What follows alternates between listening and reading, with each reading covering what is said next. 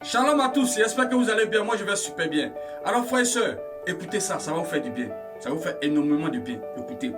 Le livre de Matthieu 19, du verset 3 au verset 6. Les pharisiens abordaient Jésus pour lui tendre un piège. Il leur dit: est-il permis à un homme de divorcer de sa femme pour n'importe quel motif? Jésus leur répondit: n'avez-vous pas lu que le Créateur au commencement a fait l'homme et la femme, et qu'il a dit: c'est pourquoi l'homme quittera son père et sa mère et s'attachera à sa femme, et les deux, il n'a pas dit les trois, les deux formeront qu'un. Il a dit les deux. Donc le mariage selon Dieu, c'est deux personnes. Deux personnes. C'est Jésus qui répond ça dans le Nouveau Testament, dans le livre de Matthieu. Le premier livre du Nouveau Testament, c'est Jésus même qui répond ça. Donc les deux, dans le mariage selon Dieu, c'est deux personnes. Les deux formeront qu'un. Dans d'autres versions, on dit formeront une seule chair. Ainsi, ils ne sont plus deux, mais ils ne forment qu'une seule chair.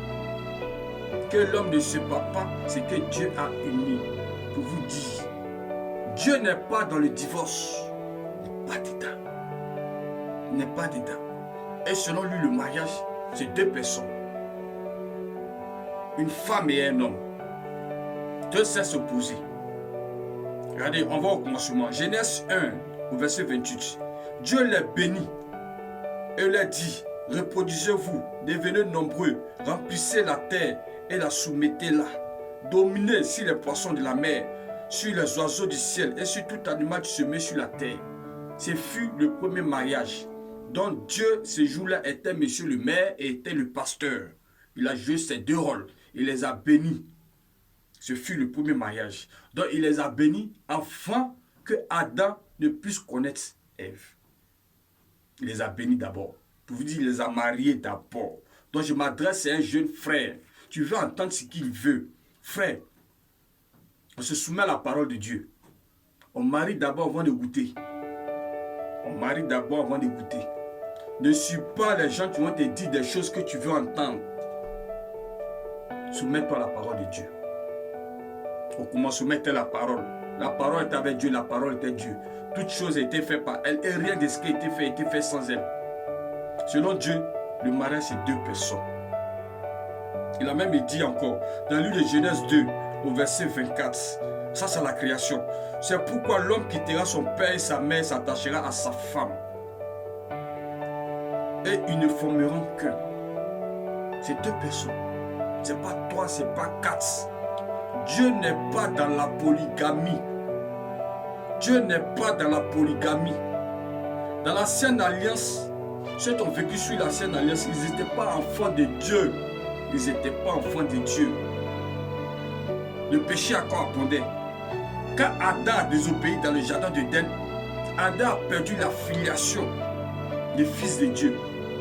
Mais Dieu a gardé le rapport avec lui. Il était déconnecté de Dieu par cette mort spirituelle, par sa désobéissance, parce qu'il a touché au fruit interdit. Donc Jésus vient nous reconnecter à Dieu par son sang.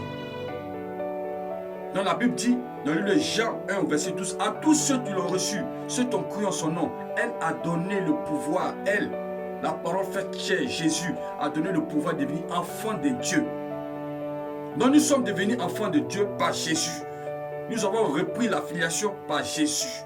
Nous sommes reconnectés maintenant désormais par Jésus. Donc désormais, on quitte nos parents pour aller s'attacher à sa femme. Nous deux, on forme une seule chair. Et le mariage, c'est deux personnes. Ce n'est pas trois, ce n'est pas quatre. Donc la polygamie n'est pas de Dieu.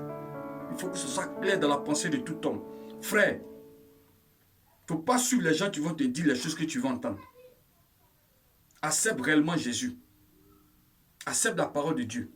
Vous connaîtrez la vérité vous affranchira. C'est cette vérité qui libère. Le mariage selon Dieu, c'est deux personnes. C'est deux personnes. Que le Seigneur te bénisse. Répands-toi et accepte Jésus réellement. Quitte les raisonnements. Le mariage, c'est deux personnes. Ce n'est pas trois personnes. Que le Seigneur te bénisse. Si tu es aimé, like,